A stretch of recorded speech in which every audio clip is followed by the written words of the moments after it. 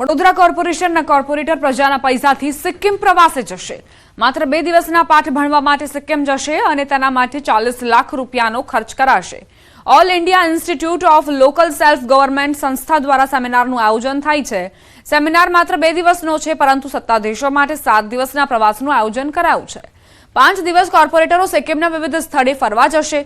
2023માં મહિલા કોર્પોરેટરો સિક્કિમના પ્રવાસે ગઈ હતી। તે સમયે 20 લાખનો ખર્ચ થયો હતો।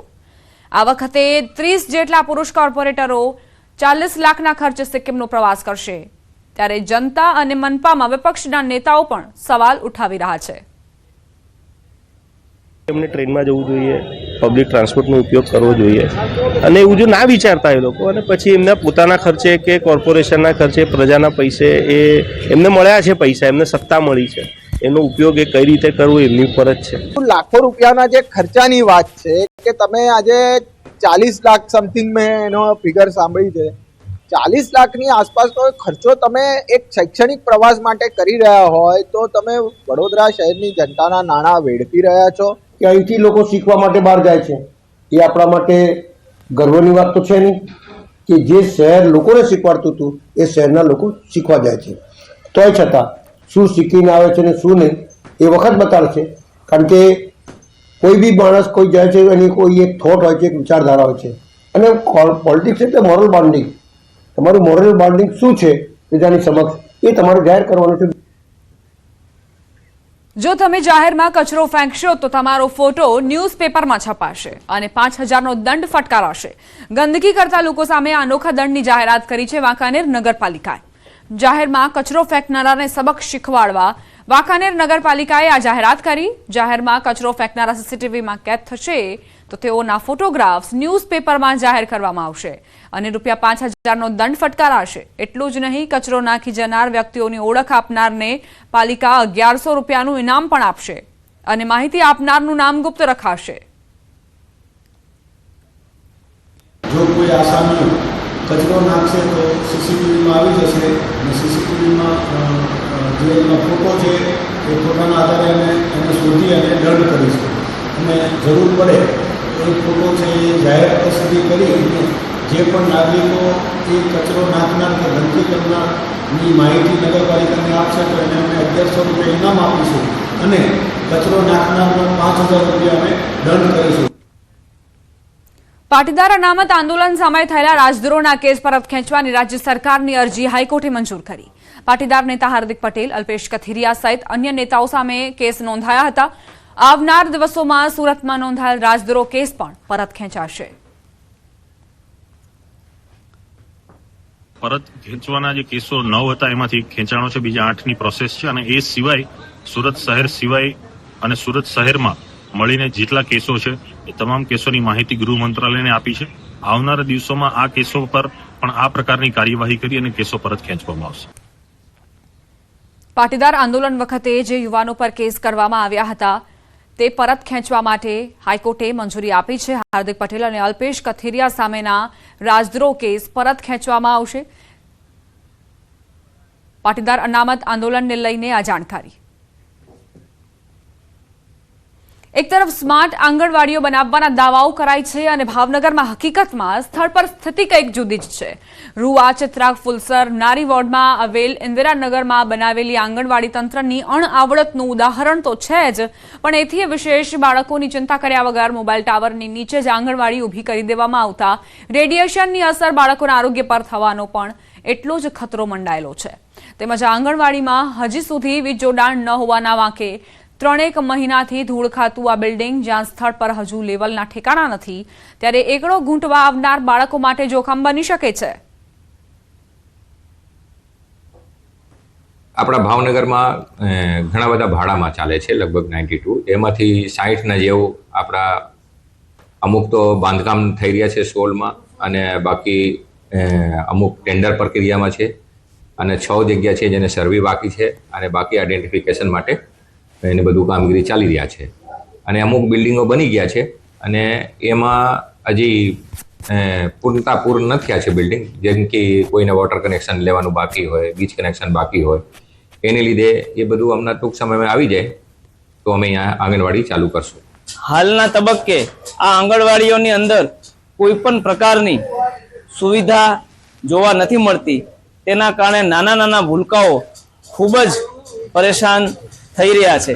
જેમ કે આવનાર દિવસોમાં અત્યારે ઉનાળો ચાલુ થઈ રહ્યો છે ત્યારે ત્યાં પંખા, લાઇટ આવી જે પ્રાથમિક સુવિધા હોય છે તે પણ સુવિધાઓ નથી, જેના કારણે ખૂબ જ મુશ્કેલી વેઠવી પડી રહી છે.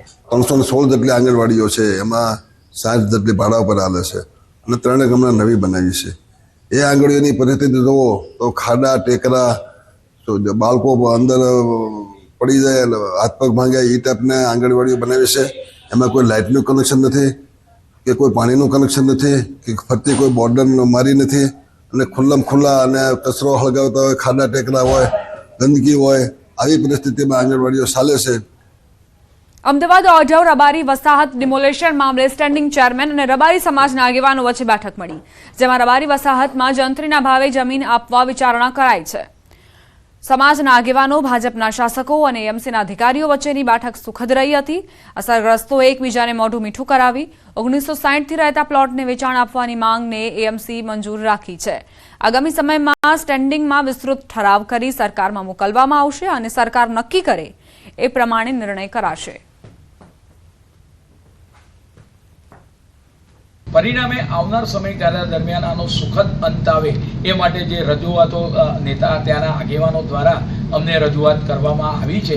પરિણામે આવનાર સમયગાળા દરમિયાન ટૂંક સમયની અંદર અમે જંત્રી ભાવે અથવા તો સરકાર જે નક્કી કરે એ રીતે ઠરાવ કરીને રાજ્ય સરકારને મોકલી આપીશું. અમારી 4 વસાહતો, અમરેવાડી રબારી વસાહત, જસોદાનગર રબારી વસાહત અને ઓઢવ રબારી વસાહત, આ 3 અમને વેચાણ આપવાનું માન્ય સ્ટેન્ડિંગ ચેરમેનશ્રીએ પણ અમને આશ્વાસન આપ્યું છે.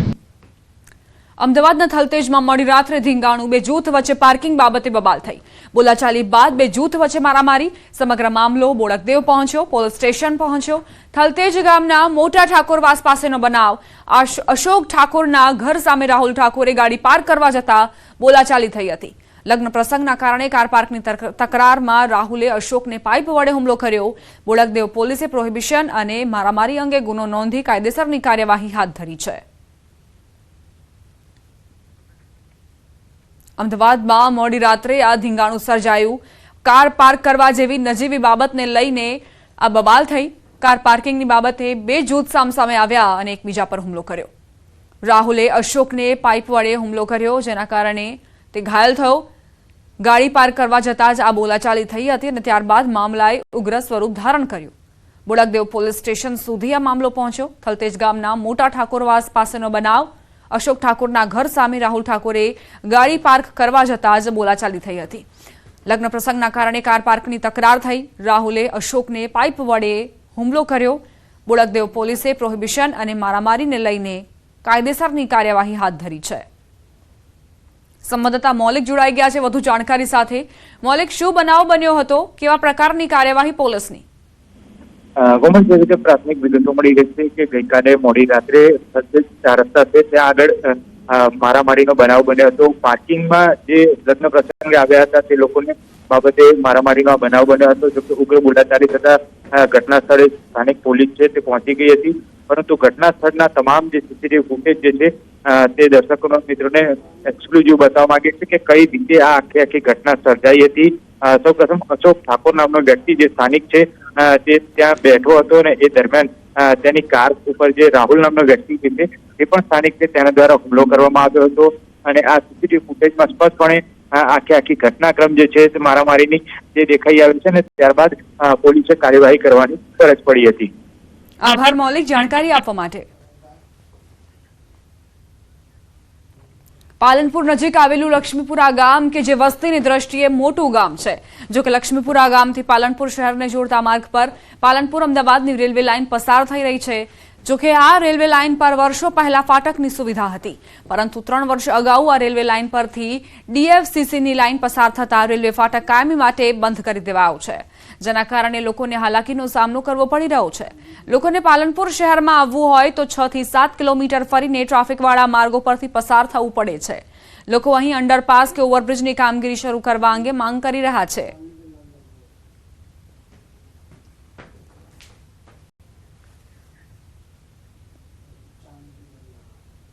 સુરેન્દ્રનગર માર્ગ મકાન વિભાગ દ્વારા સુરેન્દ્રનગર મૂડી સ્ટેટ હાઈવેની બંને તરફ પેવર બ્લોક નાખવાની કામગીરી કરાઈ રહી છે. અહીં પ્રજાના પૈસાનો વેડફાટ થતો સ્પષ્ટપણે જોવા મળી રહ્યું છે. કારણ કે આ સ્ટેટ હાઈવે પરથી કોઈ પણ રાહદારી પસાર થતા નથી, તો પણ અહીં પેવર બ્લોક બનાવી પ્રજાના લાખો રૂપિયાનો વેડફાટ કરાઈ રહ્યો છે. માર્ગ અને મકાન વિભાગની કામગીરી સામે પણ અનેક સવાલો ઉઠ્યા છે. છેવાડાના વિસ્તારોમાં આજે પણ પ્રાથમિક સુવિધાઓ નથી. નાગરિકો પ્રાથમિક સુવિધાઓથી વંચિત હોવાની ફરિયાદો વારંવાર કરતા હોય છે. બીજી તરફ તંત્ર દ્વારા અણઘડ આયોજન થકી પ્રજાના પૈસાનો વેડફાટ થઈ રહ્યો છે. જોરાવરનગર પોલીસ મથકથી મેક્સન સર્કલ સુધી અંદાજે 1.5 કિલોમીટરના રસ્તા પર બંને તરફ પેવર બ્લોક નાખવાની કામગીરી કરાઈ રહી છે.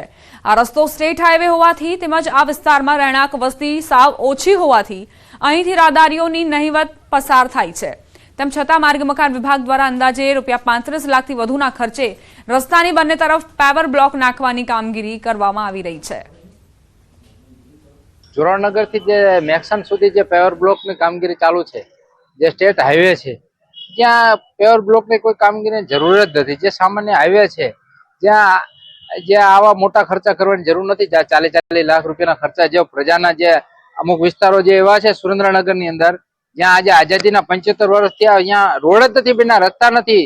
એવી જગ્યાએ જો આ વિકાસ કરે ને તો ડેવલપમેન્ટ થાય. 1.5 કિલોમીટર લાંબુ કામ છે અને 40 થી 45 લાખનું અંદાજિત કામ છે. અને આપણે એ છે ને ડામર રોડની સાથે આપણે મંજૂર થયું છે અને ડામરની ધારથી આપણે 1.5 મીટર જે પહોળાઈ કરવાની છે. અને જ્યાં વધારે ટ્રાફિક લાગે ત્યાં ક્યાંક આપણે બસ સ્ટેન્ડ કે એવું હોય તો વધારે પહોળાઈમાં મંજૂર થયું છે.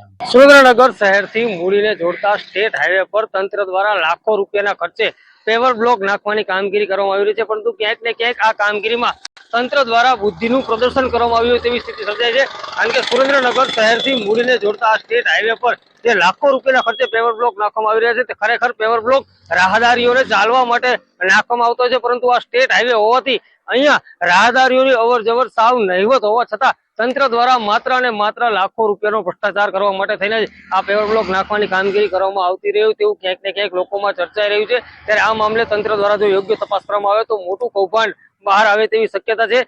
જે પેવર બ્લોક નાખવાની જરૂરિયાત છે તેમાં ક્યાંક ને ક્યાંક અહીં કોઈ પણ પ્રકારના રાહદારીઓ પસાર ન થતા હોય, ખાસ કરીને મોટા વાહનો અને વાહન ચાલકો અહીંથી પસાર થતા હોવા છતાં લાખો રૂપિયાના ખર્ચે પેવર બ્લોક નાખવામાં આવ્યો છે. તેમાં પણ ક્યાંક ને ક્યાંક ભ્રષ્ટાચાર કરવામાં આવ્યો હોવાની શક્યતાઓ હાલ સેવાઈ રહી છે. ત્યારે આ મામલે તંત્ર દ્વારા તપાસ કરવામાં આવે તેવી લોકોમાં માંગ ઉઠવા પામી છે. અક્ષય જોશી, ન્યૂઝ 18 ગુજરાતી, સુરેન્દ્ર.